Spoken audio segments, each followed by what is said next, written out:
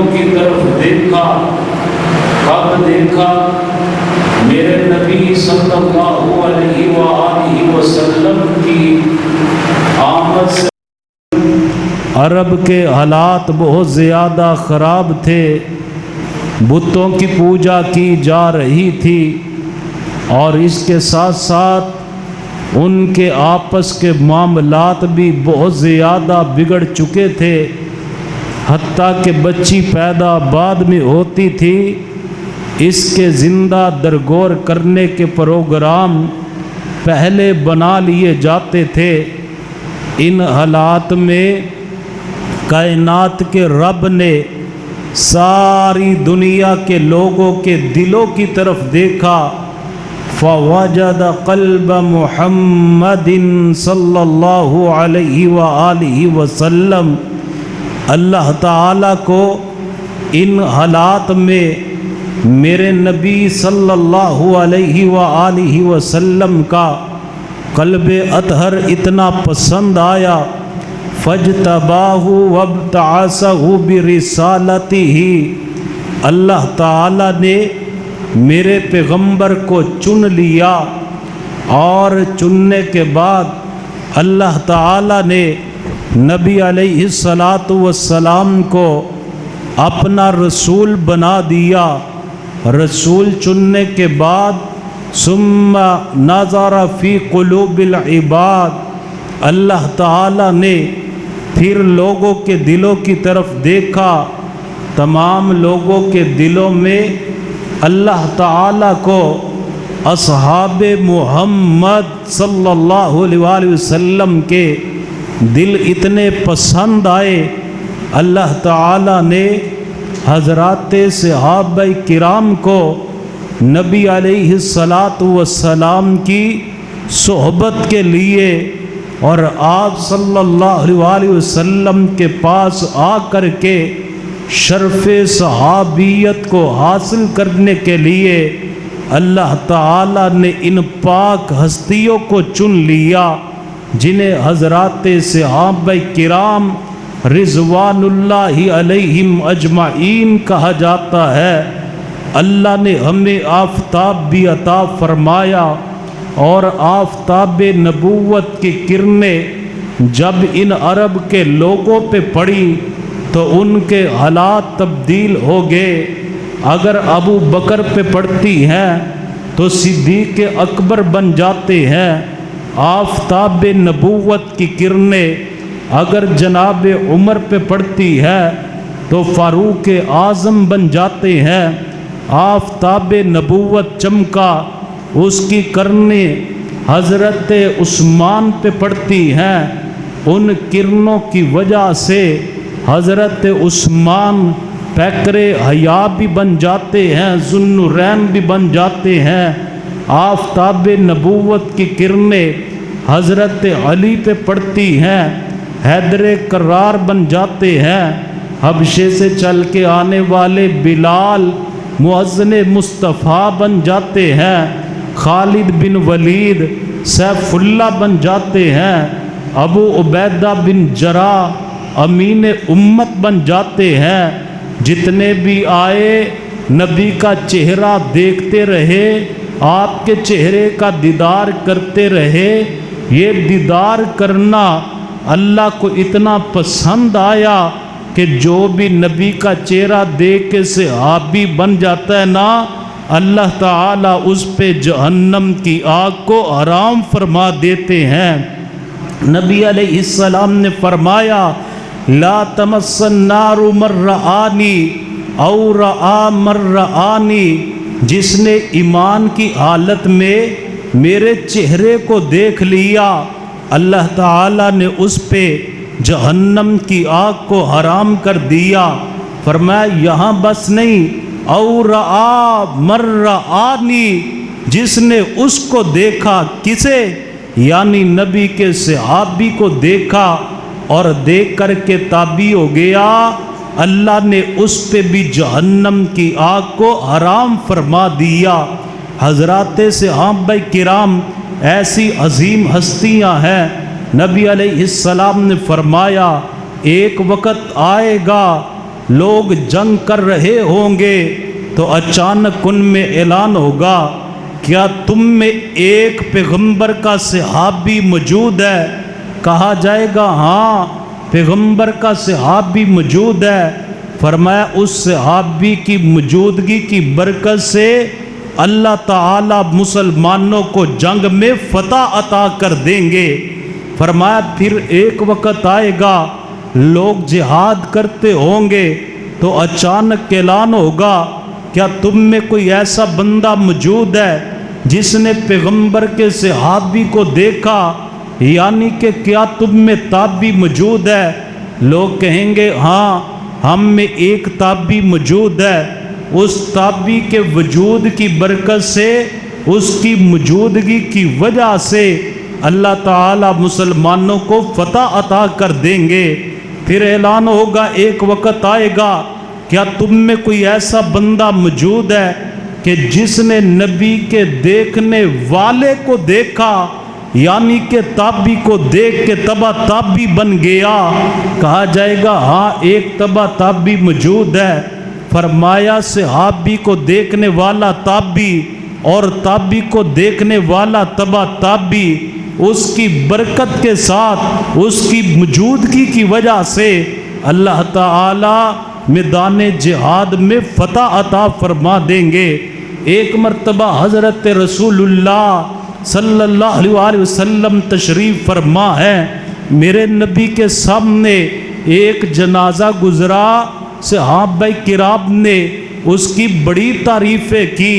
اللہ کے رسول یہ بندہ بڑا اچھا، اس کا اخلاق بڑا اچھا، اس کا کردار بڑا اچھا، اس کی عادات بڑی اچھی۔ نبی علیہ السلام نے تمام باتوں کو سن کر صرف ایک جملہ ارشاد فرمایا، آپ فرماتے ہیں واجبت، اس کے لیے واجب ہو گئی۔ پھر ایک جنازہ گزرا، نبی علیہ السلام سے فرمایا گیا اللہ کے رسول یہ بندہ اچھا نہیں تھا، نہ اس کا اخلاق اچھا، نہ اس کا عقیدہ اچھا، نہ اس کے اعمال اچھے، نہ اس کا کردار اچھا۔ میرے نبی صلی اللہ علیہ وآلہ وسلم نے پھر اپنی زبان نبوت سے ایک ہی جملہ ارشاد فرمایا، آپ فرمانے لگے واجبت، اس کے لیے بھی واجب ہو گئی۔ حضرات صحابہ کرام نے بڑا تعجب کیا، فرمانے لگے اللہ کے رسول اگر اچھے بندے کا جنازہ گزرا آپ نے پھر بھی واجبت فرمایا، جب برے بندے کا جنازہ گزرا آپ نے پھر واجبت فرمایا، دونوں کے لیے آپ نے فرمایا واجب ہو گئی، واجب ہو گئی۔ اللہ کے رسول ایک اچھا تھا ایک برا تھا، دونوں کے لیے کیا واجب ہوا؟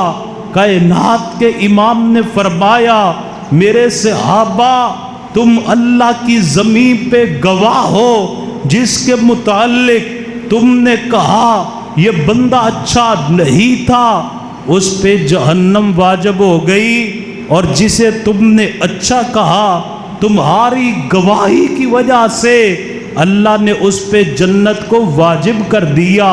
یہاں محدثین اعظام تڑپے، کہنے لگے لوگوں کہ اگر پیغمبر کا صحابی کسی کو اچھا کہہ دے اللہ اسے جنت دے دیتے ہیں، خود اندازہ لگائیے پیغمبر کے صحابی کا جنت میں کتنا بلند مقام ہوگا۔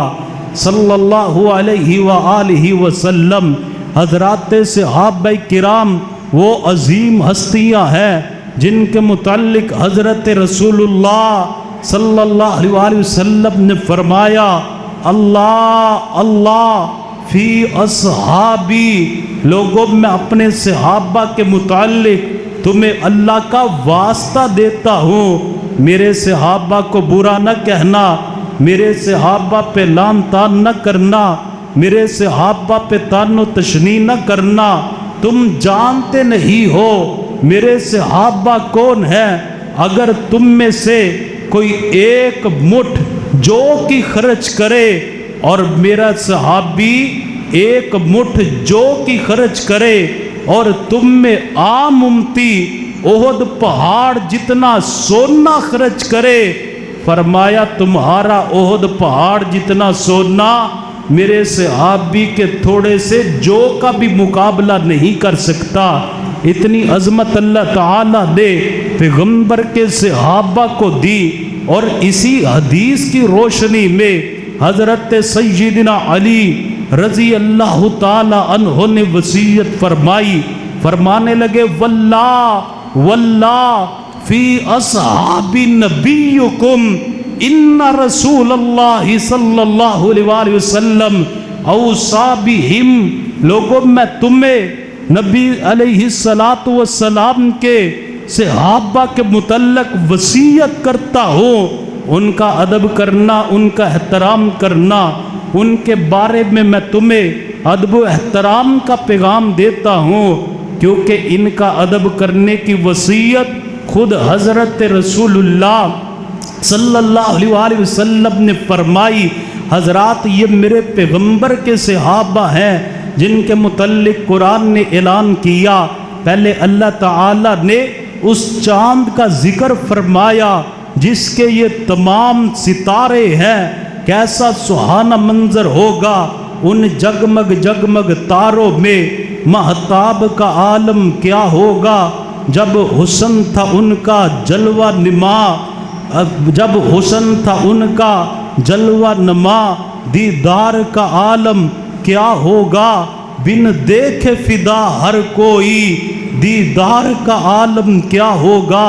نبی علیہ السلام کے متعلق کائنات کے رب نے اعلان فرمایا محمد الرسول اللہ والذین معہ اشداء علی الکفار رحماء بینہم تراہم رکعا سجدا یبتغون فضلا من اللہ ورضوانا۔ پہلے اللہ تعالیٰ نے اس چاند کا ذکر فرمایا جس کے یہ ستارے ہیں، فرمایا لوگوں محمد اللہ کے رسول ہیں صلی اللہ علیہ وسلم، اور جو آپ کے ساتھ ہیں یعنی پیغمبر کے صحابہ، ان کی شان عظمت اور مقام کیا ہے؟ اشداء علی الکفار، وہ کافروں کے ساتھ بڑے سخت ہیں، لیکن ان کا آپس میں پیار محبت کا عالم کیا ہے؟ کائنات کا رب اعلان کر رہا ہے، فرمایا رحماء بینہم، یہ آپس میں ایک دوسرے سے پیار کرنے والے، ایک دوسرے سے محبت کرنے والے، جو آپس میں ایک دوسرے سے محبت کرتے ہیں۔ ہمیں بھی چاہیے ہم ان حضرات صحابہ کرام کا ادب بھی کرے، احترام بھی کرے، ان سے محبت بھی کرے، ان کا دفاع بھی کریں، کیونکہ ان کی محبت ہمارا عقیدہ ہے۔ امام طحاوی رحمہ اللہ نے عقیدہ طحاویہ میں اہل السنہ والجماعہ کا عقیدہ بیان کیا، فرمایا لوگوں صحیح معنوں میں اپنے آپ کو اہل سنت کہلانے والا انسان کون ہوگا؟ جو حضرات صحابہ کرام سے اور اہل بیت سے سچی محبت کرنے والا ہوگا۔ اس کی وجہ فرماتے ہیں حبہم دین و ایمان و احسان، صحابہ کی محبت ہمارا دین بھی ہے، ہمارا ایمان بھی ہے، اور صحابہ سے محبت کرنا نیکی بھی ہے۔ وبغضہم کفر و نفاق و طغیان، صحابہ سے بغض رکھنا کفر بھی ہے، منافقت بھی ہے، اور سرکشی بھی ہے۔ حضرات گرامی توجہ کیجئے، حضرات صحابہ کرام سے محبت رکھنا کتنا ضروری ہے۔ ایک دن نبی علیہ السلام کے پاس ایک آدمی آیا، آ کر کے سوال کرنے لگا میرے محبوب سے، متی الساعہ یا رسول اللہ صلی اللہ علیہ وسلم، اللہ کے رسول یہ قیامت کب آئے گی؟ نبی علیہ السلام نے فرمایا مجھے قیامت کا تو علم نہیں، لیکن میں تجھ سے سوال کرتا ہوں ما اعددت لہا، بتا تو نے قیامت کے آنے کی تیاری کیا کی ہے؟ یہ نبی علیہ السلام سے کہنے لگا اللہ کے رسول کو اتنی خاص تیاری تو نہیں ہے، لیکن اتنا ضرور ہے میرے دل میں آپ کا پیار ہے، آپ کی محبت ہے۔ نبی علیہ السلام نے فرمایا مجھ سے محبت کرنے والے، مجھ سے پیار کرنے والے، تیرے لیے خوشخبری ہے، تو جس سے پیار کرتا ہے قیامت والا دن ہوگا، اللہ تجھے اس کا ہی ساتھ عطا کر دیں گے۔ یعنی کہ تو اپنے نبی سے پیار کرتا ہے، قیامت والے دن اللہ تجھے محمد کا ساتھ عطا کر دیں گے صلی اللہ علیہ وآلہ وسلم۔ یہ باتیں حضرت انس رضی اللہ تعالی عنہ سن رہے ہیں، فرمانے لگے فوراً انا احب النبی صلی اللہ علیہ وسلم و ابا بکر و عمرا، میں اللہ کے رسول سے محبت کرتا ہوں، میں ابو بکر صدیق سے بھی محبت کرتا ہوں، میں حضرت عمر سے بھی محبت کرتا ہوں، وارجو ان اکون معہم، اور میں اس بات کی امید بھی رکھتا ہوں کہ قیامت والے دن میں ان کے ساتھ ہی ہوں گا، کیونکہ بحبی ایاہم، میری تو ان سے بڑی خاص محبت ہے۔ وَإِن لَمْ أَعْمَلُ بِمِثْلِ أَعْمَالِهِمْ، اگرچہ میرے اعمال ابو بکر و عمر کے اعمال جیسے نہیں ہیں، لیکن میرے دل میں ابو بکر و عمر کا اور حضرت رسول اللہ کا پیار اور محبت اتنا زیادہ ہے کہ مجھے امید ہے اللہ قیامت والے دن اس محبت کی وجہ سے مجھے رسول اللہ کا بھی ساتھ عطا کریں گے، اللہ مجھے ابو بکر کا ساتھ بھی عطا کریں گے، اللہ مجھے جناب عمر کا بھی ساتھ عطا کریں گے۔ حضرات، اس حدیث کی روشنی میں اللہ کو گواہ بنا کر کے ایک دعا کرنے لگا ہوں، آپ آمین کہہ دیجئے۔ اے اللہ، ہم بڑے گناہ گار ہیں، ہم بڑے خطا کار ہیں، غلطیوں کے پتلے ہیں، انسان ہونے کے ناطے سے ہم سے گناہ بھی ہو جایا کرتے ہیں، لیکن اللہ ہم تیرے نبی سے بھی پیار کرتے ہیں، تیرے نبی جن سے پیار کرتے تھے ابو بکر و عمر، ہم ان سے بھی پیار کرتے ہیں۔ اللہ تو اس سے دعا کرتے ہیں قیامت والے دن اپنے نبی کے ساتھ اور ہمیں ابو بکر و عمر کے قدموں میں اٹھنے کی سعادت نصیب فرما۔ اور یہ بڑی سعادت والی بات ہے۔ ابھی پرسوں کی بات ہے، لاہور میں فضائل صحابہ رضوان اللہ علیہم اجمعین کانفرنس ہو رہی تھی۔ ہماری جماعت کے خطیب قاری عبد المتین اصغر رحمت اللہ علیہ، انہوں نے خطبہ پڑھا، خطبے کے بعد رسول اللہ پہ درود پڑھا، اللہ کی حمد و ثنا بیان کی، حضور پہ درود و سلام پڑھا، اس کے بعد صحابہ کرام رضوان اللہ علیہم اجمعین کی شان کو بیان کرنا شروع کر دیا۔ قرآن کی آیہ مبارکہ پڑھی، اولئک الذین امتحن اللہ قلوبہم للتقوی لہم مغفرہ۔ جب لہم مغفرہ پہ پہنچے تو روح پرواز کر گئی، ان کی روح پرواز کر گئی، فوت ہو گئے اسی وقت سٹیج پہ انہیں اٹھا کر کے ہاسپٹل لے گئے، انہوں نے بتلایا یہ تو تب کئی فوت ہو چکے ہیں۔ حضرات، کتنی سعادت والی موت ہے، کتنی خوش نصیبی کی بات ہے کہ زندگی کا آخری سانس بھی نکلا تو صحابہ کرام کی محبت میں نکلا رضوان اللہ علیہ مجمعین۔ حضرات، صحابہ کرام سے محبت رکھنا ہر بندے کے لیے ضروری ہے۔ حضرات، صحابہ کرام سے پیار کرنا ہر انسان پہ واجب ہے۔ حضرت امام مالک رحمہ اللہ، جانتے ہیں یہ کون امام مالک ہیں؟ جن کی ساری زندگی مدینہ منورہ میں گزری، اور جب زندگی کے آخری ایام آئے حضرت امام مالک کبھی مدینے سے باہر سفر بھی نہیں کرتے تھے۔ لوگوں نے پوچھا امام مالک مدینے سے باہر سفر کیوں نہیں کرتے؟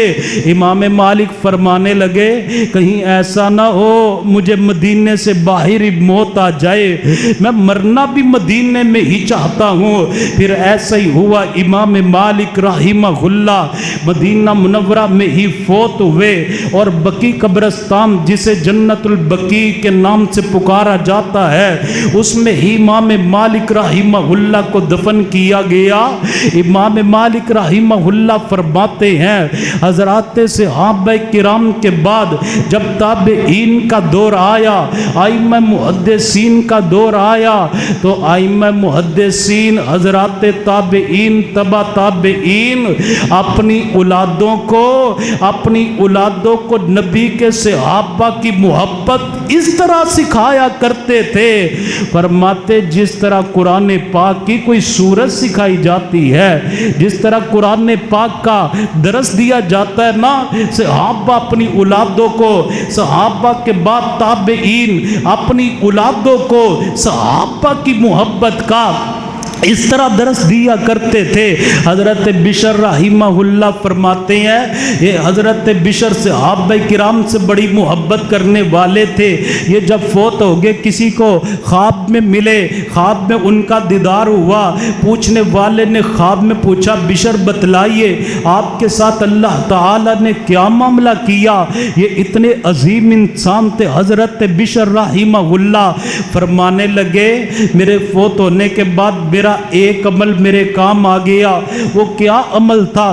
فرماتے ہیں زمین پہ ایک کاغذ کا ٹکڑا پڑا ہوا تھا، اس پہ رب کریم کا نام لکھا ہوا تھا، میں نے اس ٹکڑے کو اٹھایا، صاف کیا، آنکھوں پہ لگایا، اس کا ادب کیا، احترام کیا، اونچی جگہ پہ بلند مقام پہ رکھ دیا۔ میرے مرنے کے بعد کائنات کے رب نے میرے اس عمل کو ہی قبول کر لیا اور اعلان فرما دیا بشر تو نے میرے نام کو بلند کیا، میں نے تیرے نام کو بلند کر دیا۔ یہ حضرت بشر رحمہ اللہ اپنی زندگی میں فرمایا کرتے تھے لوگوں میں نے نمازیں تو بڑی پڑھی پتہ نہیں قبول ہوئی یا نہ ہوئی، میں نے روزے تو بڑے رکھے پتہ نہیں قبول ہوئے یا نہ ہوئے، میں نے صدقہ خیرات تو بہت کیا پتہ نہیں قبول ہوا یا نہ ہوا، لیکن ایک نیکی میرے پاس ایسی ہے جس کی برکت سے کل قیامت والے دن مجھے معاف کر کے جنت عطا کر دی جائے گی۔ بشر وہ کون سی نیکی ہے؟ بشر فرمانے لگے وہ یہ نیکی ہے کہ میرے دل میں محمد کے صحابہ کی محبت ہے صلی اللہ علیہ وآلہ وسلم، اور اسی محبت کی وجہ سے مجھے انشاءاللہ جنت مل جائے گی۔ حضرات تابعین تبع تابعین اپنی اولاد کو صحابہ کے واقعات سنایا کرتے تھے۔ آج ہماری اولادیں بگڑ گئیں، آج ہماری اولادیں تباہ ہو گئی، کارٹونوں نے برباد کر دیا، موبائل نے ہماری اولادوں کو برباد کر دیا، ان کی تربیتیں بگڑ چکی ہیں۔ کاش ہم نے حضرات صحابہ کرام کے کردار بتلائے ہوتے، کاش ہم نے اپنی اولادوں کو صحابہ کرام کے قصے اور واقعات سنائے ہوتے، کاش ہم نے ان کو نبی کے ساتھ محبت اور وفاؤں کی جو داستانیں تھی وہ بیان کی ہوتی۔ حضرات پھر نتیجہ پتہ کیا نکلنا تھا؟ ایک چھوٹا بچہ سکول پڑھنے کے لیے گیا، جب سکول میں جاتا ہے تو استاد اس کا بچوں سے پوری کلاس سے سوال کرنے لگا۔ ایک سے پوچھا بیٹا تم کیا بنو گے؟ وہ کہنے لگا استاد جی میں ڈاکٹر بنوں گا۔ دوسرے سے پوچھا بیٹا تم کیا بنو گے؟ کہنے لگا استاد محترم میں انجینئر بنوں گا۔ تیسرے سے پوچھا تم کیا بنو گے؟ کہنے لگا میں پائلٹ بنوں گا۔ تمام بچوں سے پوچھا جا رہا ہے، کوئی کہتا ہے میں پروفیسر بنوں گا، کوئی کہتا ہے میں انجینئر بنوں گا، کوئی کہتا ہے میں ڈاکٹر بنوں گا، کوئی کہتا ہے میں پائلٹ بنوں گا، لیکن ایک بچہ بول کر کے کہنے لگا استاد نے پوچھا بیٹا تم بڑے ہو کے کیا بنو گے؟ کہنے لگا استاد جی میں بڑا ہو کر کے محمد کا صحابی بنوں گا صلی اللہ علیہ وسلم۔ استاد نے کہا بیٹا تم نے کیسی بات کر دی، وہ تو بڑی قسمت والے لوگ تھے، وہ تو بڑی عظمت والے والے لوگ تھے جنہوں نے حضور کا دیدار کیا، دیدار کر کے انہوں نے شرف صحابیت کو پا لیا۔ اب حضور دنیا سے تشریف لے جا چکے، حوض کوثر سے پہلے حضور کا دیدار ممکن نہیں، اللہ رحمت کرے تو خواب میں دیدار ہو جائے۔ بیٹا تم کیسے صحابی بنو گے؟ اور بتلاؤ تمہیں یہ بات کس نے سکھائی کہ میں بڑا ہو کر کے محمد کا صحابی بنوں گا صلی اللہ علیہ وسلم؟ یہ بچہ بول کر کے کہنے لگا استاد محترم مجھے کسی نے نہیں یہ بات سکھلائی، مجھے کسی نے نہیں بتلایا کہ آپ نے اس طرح کہنا کہ میں بڑا ہو کر کے صحابی بنوں گا۔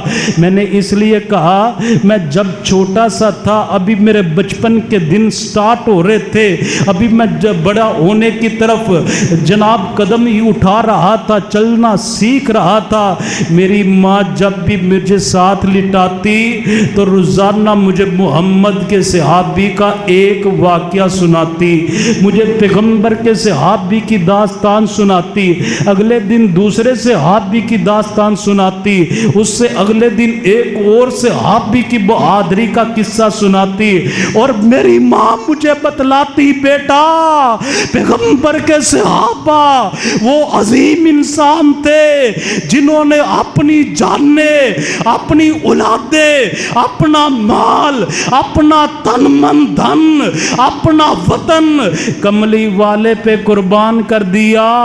کہنے لگے اس کے بعد میرا بھی دل کرتا ہے میں بھی بڑا ہو کے صحابی بن کے حضور پہ ایسے قربان ہو جاؤں جیسے محمد کے صحابہ قربان ہو گئے صلی اللہ علیہ وسلم۔ کاش ہم نے اپنی اولادوں کو یہ واقعات سنائے ہوتے، کاش ہم نے اپنی اولادوں کو صحابہ کی بہادری کے قصے سنائے ہوتے۔ آج ہمارے بچے ارطغرل ڈرامہ بڑے شوق سے دیکھتے ہیں۔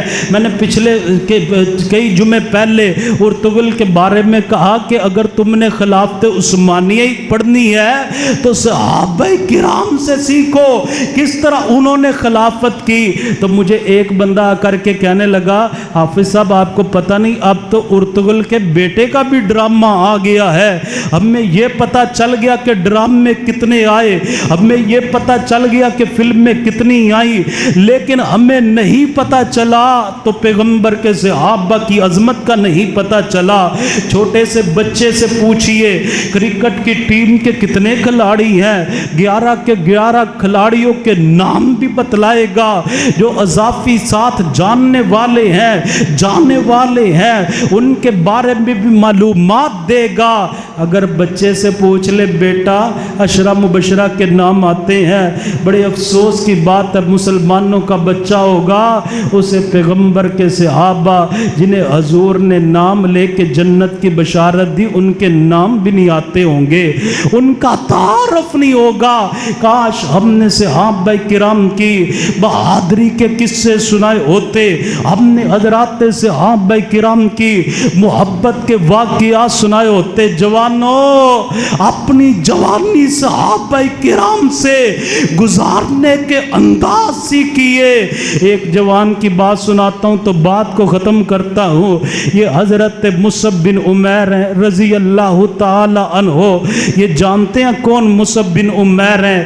یہ پورے مکے میں ان جیسی کوئی خوشبو نہیں لگایا کرتا تھا، پورے مکے میں ان جیسا لباس کوئی نہیں پہننا کرتا تھا، ان کی خوشبو یمن سے آیا کرتی تھی، ان کا لباس دوسرے علاقے سے آیا کرتا تھا۔ لوگ ان کی طرف دیکھتے رشک کرتے یہ کیسی شہزادوں والی زندگی بسر کرتا ہے، اس کا لباس بڑا قیمتی، اس کی خوشبو بڑی قیمتی۔